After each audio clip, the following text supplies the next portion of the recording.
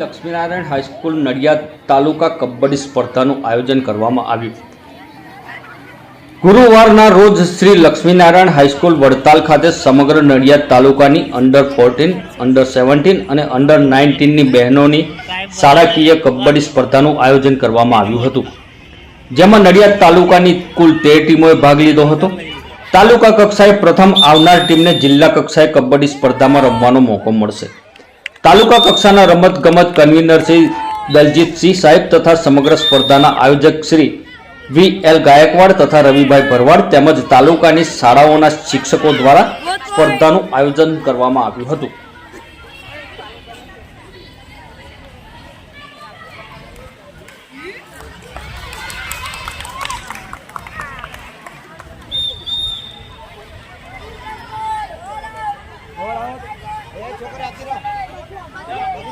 old રાખવાનું કેમ દે છે રેફરી વિસલ